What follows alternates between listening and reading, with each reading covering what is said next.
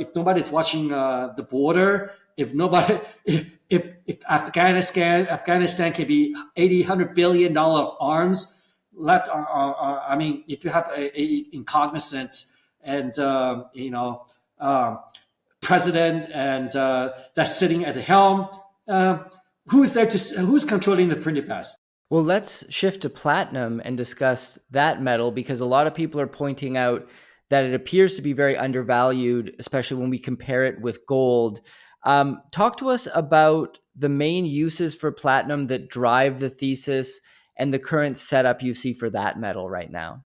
I'm a student of platinum. I founded a company called Prophecy Platinum 10 years ago. It's a bit of a cautionary tale because I bought into this. I'm a CFA and an ardent technical chartist. Sometimes, Jesse, you cannot buy into this ratio too much. And I got into platinum a little bit too early and bought into the platinum to gold ratio of 1.3 to premium to gold. But there has been a structural, just happy paradigm shift in a bear market for platinum. And platinum went down more than 50% in the last 15 years. Recall that when I came on your show about, just over close to a year ago, you talked about platinum, and I said it's my least favorite metal, and platinum since then has gone down 30%, and palladium went down 50%. The reason is a couple of fold. People are not getting married nowadays, so the jewelry demand for platinum has gone down. And then the other major use for platinum was catalysts, auto catalyst converters. And platinum is for diesel automobiles. And because in the last run up on palladium back in early 2000, the last run up for platinum back in early 2000 when platinum went to 2000, and a lot of auto manufacturers converted their catalytic converter technologies to palladium, and they never looked back. So platinum's main usage right now is jewelry, which is declining, and then because millennials don't buy jewelries anymore, but there's a resurgence on gold. We can talk about that because of mobility. So people are carrying snippets of gold traveling around. But then the other thing is the diesel catalytics, and the diesel usage mainly is for European automobiles is coming down because the Volkswagen scandal back about 7-8 years ago, back in around 2016. However, platinum right now is so beaten down, and I do believe that we're in the era of reflation. That even though there's a lack of demand, part of that is I think the world population is declining actually quite rapidly.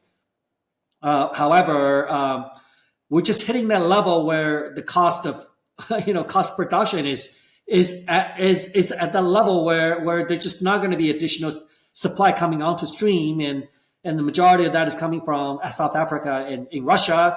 And then you got this new advent of usage in platinum in terms of the hydrogen engines in the new era of the electric vehicles. So all of that coming sort of into consideration at the current 800, platinum bottom at about 800, and now it's trading about 950.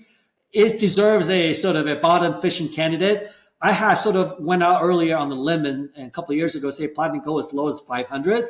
I don't see that right now. I mean, it's been beaten down a couple of times in the $800 level range, and now it's trading at 200-day moving average at around 930, 940. I think anything in the low 900 is a good entry point for platinum. It is rare. It still has these utilities, and then you got this new usage and new sort of breathing into new life of platinum in terms of the hydrogen engines for the next generation electric vehicles. Yeah, and you mentioned a lot of it coming from Russia and South Africa. Could you talk to us about the current supply chain setup for platinum, why it's important to secure a domestic supply of that particular metal? Annual production of platinum has been very steady on the decline, about 5 million ounces a year. So it is not even 1/10 of it's 5% of the gold production. So it's extremely limited supply is one of the very rare metals. Majority of that is coming from South Africa, number one, followed by Russia. You do have some PGMs coming out of there is a PGM Stillwater, but that's being out of Montana in the United States. But that is being bought in by Sibanye of South Africa. So majority of platinum is accounted for in South Africa, and and it is a very precarious metals. I think right now a lot of the Russian supply right now is being smuggled into China, and then from there, exported out of China. Uh, but however, it's getting caught right now, and then the Biden administration is talking about tripling the steel tariff, and anything coming from China right now is being slapped a 20% tariff. I know because I live in the Canadian-Chinese border, trying to import some of the Canadian goods into U.S. borders, which is tariff free, but if it's Chinese made origin, boom, automatic 20% duty. So China, so it's what right now we see is seeing a not so much disintegration, but disruption of the global commerce. And the theme is not going to change. It's in fact it's going to worsen. How do I know that? Well, I fly a lot. If you were to fly from Germany to, say, Beijing, for example, you now have to go through below the Mediterranean, below Ukraine, go through Turkey, and you have to zigzag through to get to Beijing, whereas before you would just fly over Russia. So the Russian airspace is completely shut out. Saying if I just flew from Vancouver to Korea, you used to be able to tap into the Russian airspace, fly across Antarctica and across Russia to go. But right now you have to go, through below Alaska, and you have to go through this timeline and go through Tokyo. And then with all the uncertain geopolitics right now, it seemed like everything is sort of ducking in line in these major commercial flight routes, and you're not going to fly through across you could used to fly from Beijing to Chicago go through the North Pole. Can't do that anymore. Can you imagine that if the Chinese Sino-U.S. war worsens, which absolutely will do that, there is a hardened resolve to remove Xi Jinping from the leader, just like what they're doing with Putin right now. And actually, there's some talk about Putin already had died, and what you're seeing is a body double. But that's just a bit of a rumor. And so things are going to get a lot worse before it gets better, unfortunately. And if you can imagine that, and also that right now in terms of flights from China to United States, it's only 20 or 10% of what it was in terms of frequency. So things are not getting better. Things are not recovering. And imagine if the airspace is shut out from Chinese airspace is shut out. A lot of it will be next to the flight time from Japan to Europe is going to increase by. They probably have to go through India. Just some of the things people are not imagining, are not thinking about. And that Chinese is the biggest producer of steel, 50% of that, and a lot of different things. I think the supply chain disruption, we're going to see a lot more to come in the future, and that which makes this all so much important. And with all the tariffs and customs, that you're seeing sort of the Chinese Russia is one group, and you're seeing the BRIC countries, South America is one group, and you're going to see the North America is one group. They don't see eye to eye. And what we're seeing in the globalization in the last 30 years is only a marriage of convenience. And you're going to see the further interruptions and breakdowns of these three different trading blocks, and which goes back to your saying about making the sort of the independence and self-reliance of critical minerals, and just the basic building blocks of the economy, such as food, so much more important. People just haven't thought about that, Jesse. Yeah, and nickel also falls under that critical mineral category, something that's going to be very important as well to secure a domestic supply of. Talk to us about the importance of nickel, because this is another commodity. It's not often discussed. Investors don't pay a ton of attention to it. Why is nickel so important? And what is the broad investment thesis of supply-demand fundamentals? What's the setup for nickel that you see? Well, I think, Jesse, if you go backward, where the nickel stands, nickel right now is at $7. And Elon Musk sort of lit a fire in 2021 when nickel went from 7 to 50. And that broke the circuit of the London Metals Exchange. It's a long story, we can talk about it. And now it's all the way back to what used to be a very heavy resistance, now it's very heavy support. I believe the equilibrium for nickel is close to $15 to $20 as a double from here. looking at the sort of relative trading prices of copper. Like, for example, when copper was 70 cents before all got started back in year 2000, nickel was trading at $3, $4. So you should be looking at, 3 to 4 times the price of copper to gauge for the natural price for nickel. The reason for sort of the current depressed value, which what makes a good candidate, again, like platinum for a bottom fishing candidate, is that there's a huge wholesale dumping of nickel from Indonesia. And they are literally taking nickel oxide, scooping from surface, they are burning. And not just burning, they're using the highest grade of acid, sulfuric acid, like the version that you see in the Pulp Fiction movie. And if you dip your hands there, you're not going to see anything coming out of. And they're applying something like 30 to 50 times atmospheric pressure. They're literally using the dirtiest technology to extract nickel from sort of the almost impossible to extract nickel stuff, right, out of Indonesia, and they're dumping the residuals of all this impossible to fathom, to treat, to sort of to manage these tailings material into the ocean. And that's why you're seeing this nickel dumping, and the Chinese are indiscriminate in buying these dirty stuff because they just don't have a lot of regard right now. Maybe sometime down the road that will, but it will be completely counterintuitive to take that nickel, right, to be installing your automobile vehicles, which I don't think will happen. They're still doing that right now, but it would not be in the foreseeable future. So right now there is a depegging of nickel per se, because that stuff, I mean, the actual nickel price right now you're seeing trading on the London Metal Exchange, less than 20% of that is the global nickel trade goes through the LME, because the majority of that nickel is in a semi sort of a intermediate form, and that got shipped to China, and then China do all sorts of things to produce automotive vehicles, nickel sulfate, and then for nickel steel, nickel. So I was just saying that nickel usage right now, a lot of that, only 10 to 20% of the nickel prices that you see on the London Metals Exchange is actually being traded. Like 80% of the trades are outside of the LME, because all the intermediate form of nickel is being sold from Indonesia and elsewhere into China. In terms of nickel pig iron for the stainless steel industry, that's about 80% to 90% of the nickel usage. And then the other one is the battery market for electric vehicles. And that in itself is a nickel sulfate market, which again is an intermediate product. I think over time, as I mentioned to you, that the opportunity is that the dirty nickel will be separated from the clean nickel.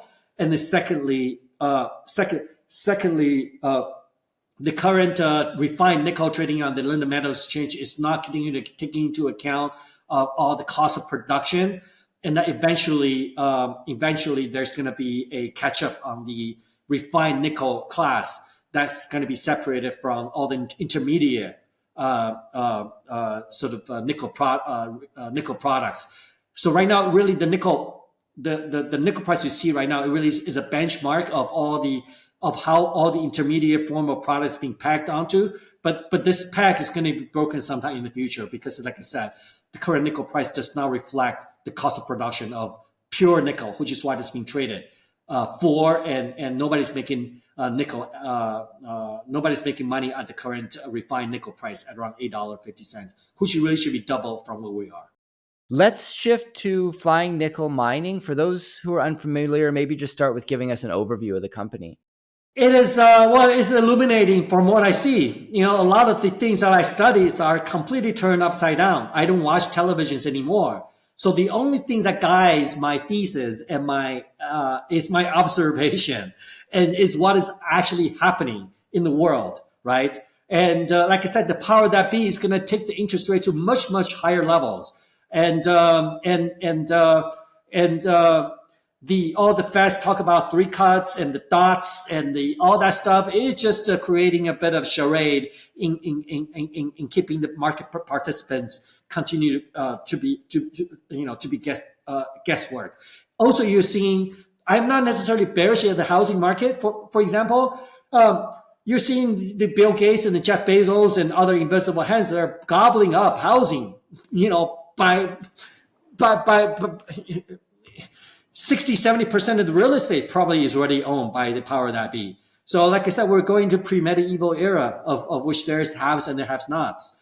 Now going to FLYNF, it's a company spun out of Silver Elephant, and we talked about Silver Elephant a year ago. And FLYNF in short is trading at less than $10 million market cap. And that's 1/3 of when the Elephant bought it 3 years ago and subsequently spun out. We IPO'd at over close to $100 million, exactly when I have a neck for good timing. And that's exactly when Elon Musk talked about, buy as much nickel as you want, which is the de facto standards for today's EV vehicles. And all the speculator came in and cooked up nickel from 10 to 50 in 2 weeks. And that's why we're seeing a bit of a hangover from that. And now it's a good entry point. FLYNF has one of the highest grade open pit greenfield nickel projects in North America, in Canada, in the Thompson Nickel Belt.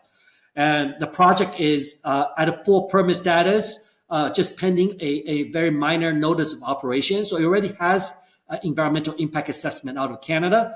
And so, over $70 million being spent on it. And there's over 30 million tons of nickel grading at 0.74. That's over 500 million pounds of nickel. That's in an open pit configuration, grading at 0.7%. And the current open pit nickel mines, nickel sulfide, I'm not talking about laterite in Indonesia, they're grading at an average around 0.4. And that grade is going to go to 0.2 because of the current suppressed nickel price. That's just going to make the Minago more special going into the future. So right now, it's one of the very few fully permitted project absent of a notice of alteration, which will be granted this year. So the project could be deemed as shovel ready, and also on top of that, nickel platinum discovery we just published a couple of weeks ago. So it's a very, very interesting project. I watched it for 20 years and became available 3 years ago, and Elephant snatched it, and then it subsequently spun out.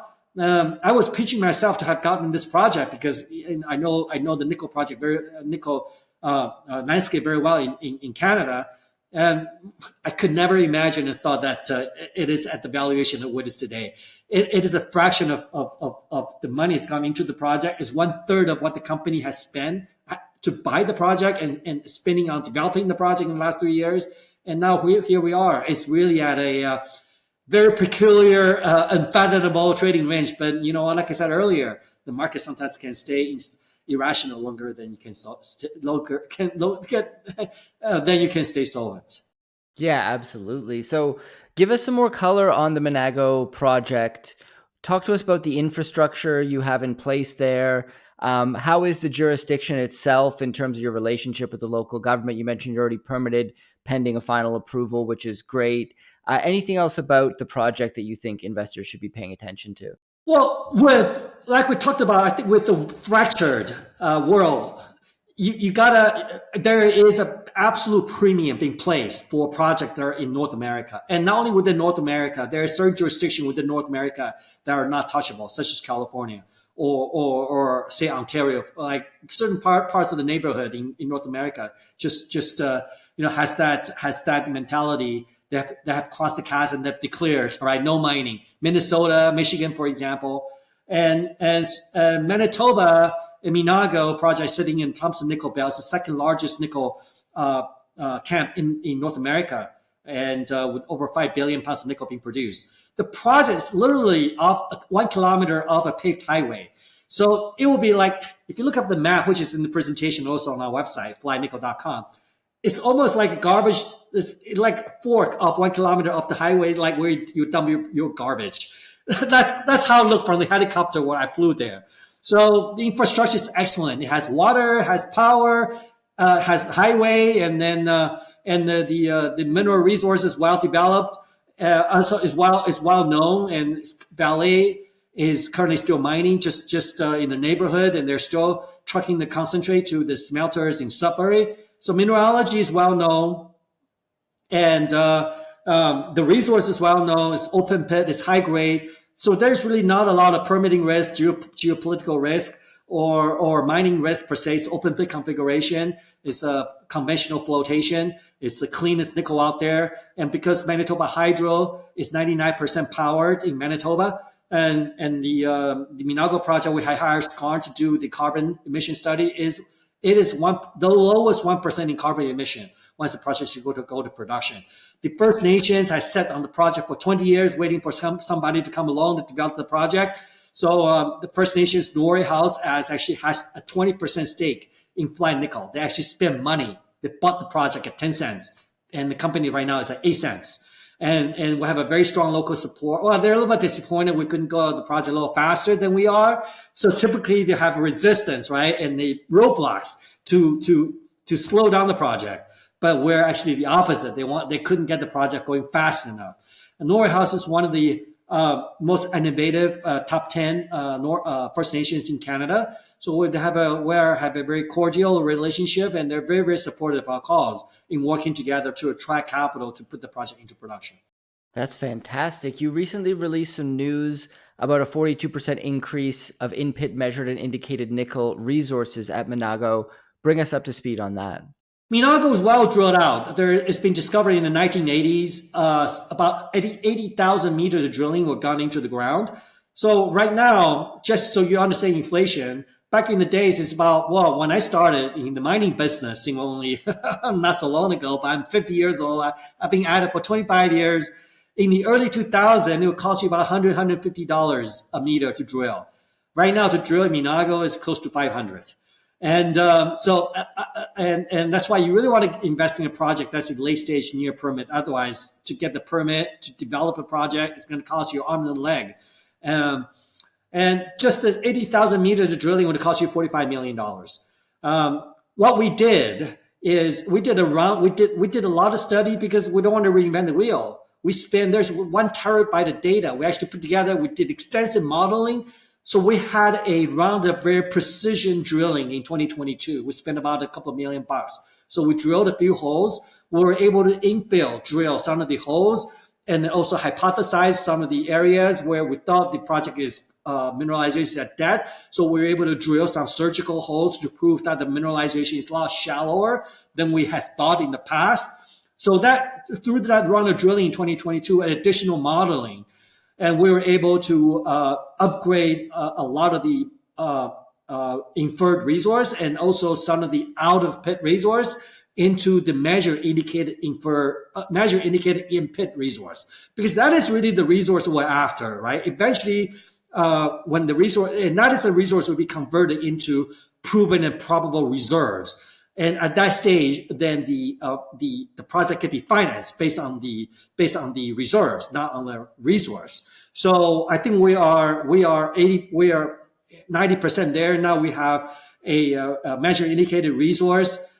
If we're able to convert majority of that resource into proven and probable reserves, and based on the permit of which we've been granted, the configuration of the permit, the mine could potentially have a mine life of more than a decade. And not just on paper, because the project is only 2% of the land holding has been explored. It's 197 square kilometer, and only 5% of the area has been drilled. And we believe that with modern exploration techniques, with the geophysics that we see on the map, have mapped out with the help of the Japanese and a lot of the different experts, that there could be multiple discoveries of Minago. So we're very, very confident that once the project goes into production, there's a lot more discoveries to be made. But we're just being very, very short of the work, arduous, tremendous amount of work that we have put into the project to be able to upgrade, to bring up additional 40% of the measured and indicated resource that are designed within the pit shell. And then also, just quickly in that, we also published inaugural platinum resource, palladium resource, over 400,000 ounces of PGM that have been discovered and published. And that's, again, I want to thank our team in really studying the project, thinking outside the box. And what happened is, believe it or not, only 10% of the PGM have been assayed by previous operators because they're focused on nickel so much. So Minago has always been known for nickel, but now we brought this new dimension of PGM into this. The reason is when we drilled in 2022, all the holes, we found nickel, we found PGM. I said, what the hell is going on here? So then we go back and we understood that literally there's a very close correlation between PGM and nickel. And instead of spending another $30 million in drilling, we went back to the core shack. We were painstakingly taking selective representative cores around all over the project in location and all the different sections and depths.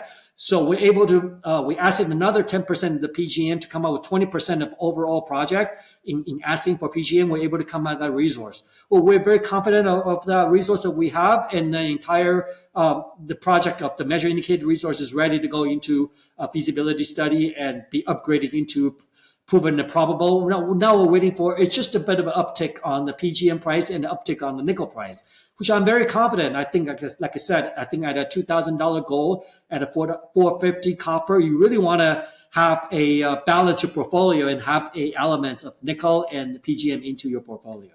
Great. Well, John, this has been a fantastic conversation. We went all over the map here, from the broad economy to the NASDAQ and the S&P to precious metals, platinum, nickel. It's been fantastic. Before I do let you go, are there any final words you'd like to share about Flying Nickel? I am going to put a link in the description below to the website as well as social media. Anything else you'd like to share about the company you think people should be looking out for?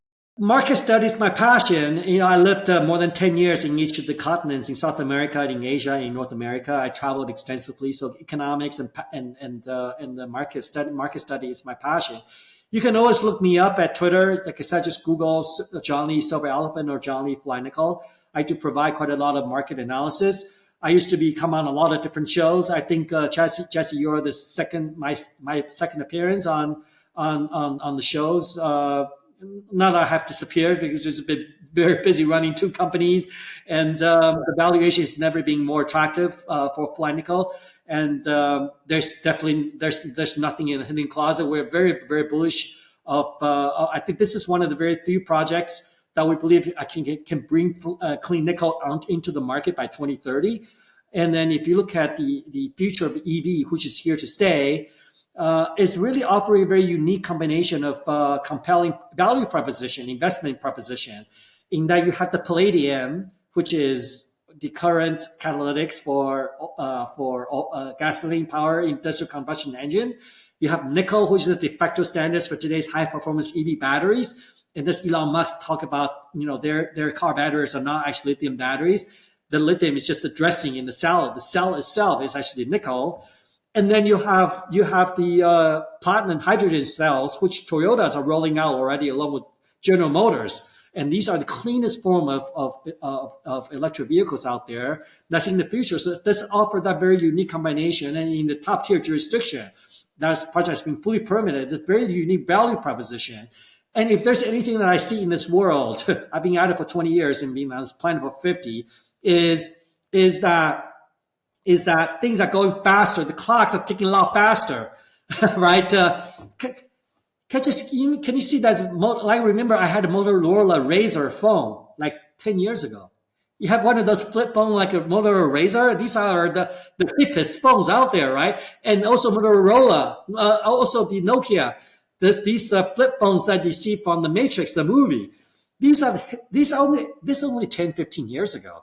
And the resolution of these phones taken, like compared to what we have today, is shocking. So if anything, the clocks are ticking faster, and maybe I was thinking nickel had a bit more life in it in the EV industry, but it's just shocking to see how things are moving along. So you got to pay attention to the future of EV, which is hydrogen cells, and you got to have a stake in platinum. I just cannot think of a better place to place your bet than Fly Nickel in a top jurisdiction, and with a diversified holding in platinum, in palladium, and nickel as well. Jesse.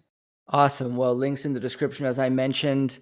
Thank you once again, John, for coming on and sharing your knowledge with the audience.